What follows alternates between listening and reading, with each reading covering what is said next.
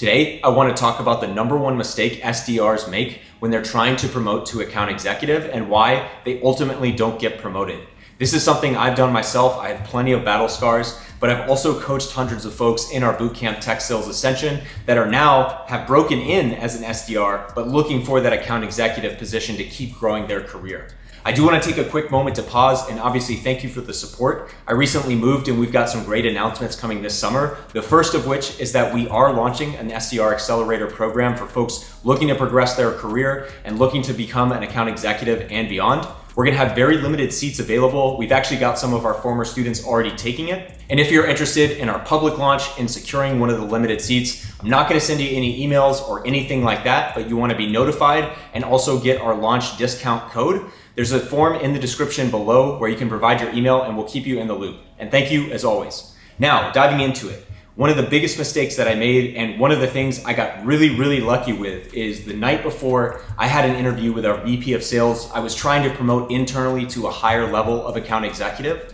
And one of the things that really stood out to me, I basically talked to a rep in our company and he told me to basically throw out my entire presentation and my entire talk track. I was totally focused on the wrong things. I was focusing on lower level tasks. And again, it's not to trivialize or say that being an SDR is not important, but really in summary, the number one reason why SDRs fail to promote to account executive is you are so focused on the SDR types of activities that you don't show any skill sets around being an account executive. And how this manifests in an interview is you want to show up when you finally get that chance to interview for account executive, and you're going to talk about how many phone calls you made. You're going to talk about increasing open rates. You're going to talk about increasing reply rates in your email. And you're not really going to show me that you have the business savviness or awareness to drive a deal end to end, to do anything more than set up a meeting, to understand an account before you even talk to anyone. Have you shown the ability to research account, to come in and have a very strong point of view that would actually create interest, right?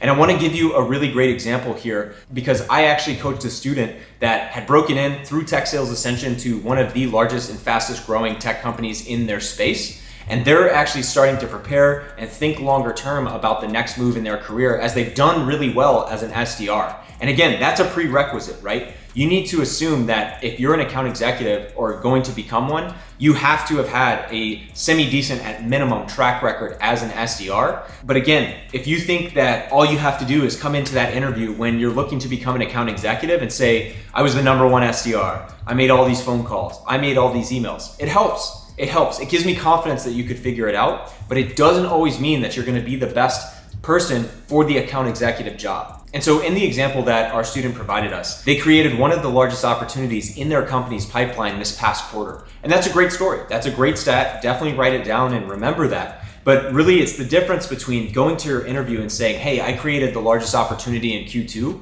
and not really having that great of a story to tell about it. And I see this all the time. People get so excited about the work that they've done. They've hit and overexceeded their number. They've been number one on the leaderboard for multiple months. And then when you get to actually speaking with someone who oversees a team of account executives, you're going to come in with all these different stats and say, I made all these calls. I made all these emails. I set up the largest opportunity in pipeline for the company. And they're going to say, cool, tell me about it. How'd you find it? And if all you say is, or all you really did was just like, yeah, I got a list of contacts and I called and they picked up and I set it up, versus really preparing that story in depth. And again, going back to this example from my student, they were able to really research that account before they even reached out to any person in the account. And not to mention the way that they actually created that opportunity is that they saw that there was a new executive at this target company. That executive worked at a company that was one of the biggest customers of my student's company. And so when they made that move, they're 30 days into the job, they're clearly being brought in to lead some initiatives. He reached out with a very strong point of view, not only understanding their company, not only understanding their past usage of the product, but also trying to create a vision and ask them about some of their biggest initiatives as well. And when you have these really well articulated stories, Now I start to understand that you're not just gonna expect that coming into an account executive role is just having 4 meetings and getting a signed deal. You're gonna do what it takes to actually research an account. You're gonna think about things in the context of business versus just trying to catch someone on the phone or email for 30 seconds and get them to agree to a meeting. Again, these are foundational skills, but if you are just the number one SDR, you think that's gonna solve all your problems, it's just one step of the process. And so a fair question to ask is, well, how do I prepare for an account executive role if I don't have any closing experience? And while there's no one answer here, the consistent thing I would say is be honest. Like, if you don't have closing experience,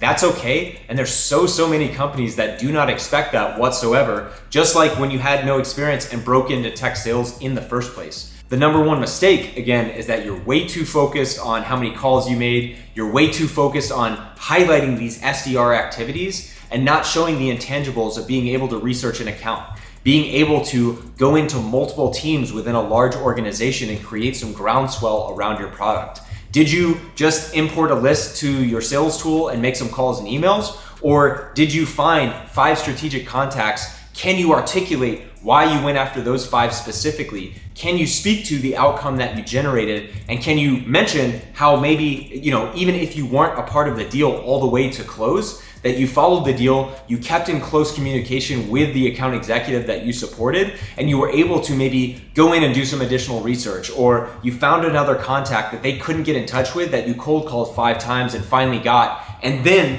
demonstrate how that helped close the deal, etc., etc. So don't ever over-index on your ability as an SDR. When you come into that interview as the top performing SDR, that's great. But if you're putting all your eggs in that basket, if you have overconfidence and ego from the fact that you're the number one SDR, I guarantee you in many cases, and I've seen it myself, it will actually hurt you more than help you versus someone who recognizes how difficult it was to achieve what they did as an SDR and understands that that's a great starting point for the account executive role, still has a lot to learn, still shows the intangibles, and is gonna do whatever it takes to get to that position as well. So I hope that helps. And again, this is exactly why we're going to be creating our SDR Accelerator program that is coming out on a very limited basis. If you do have interest, again, that's in the form below. Not going to send you any emails, but look forward to seeing you in our next video as always, and appreciate the support.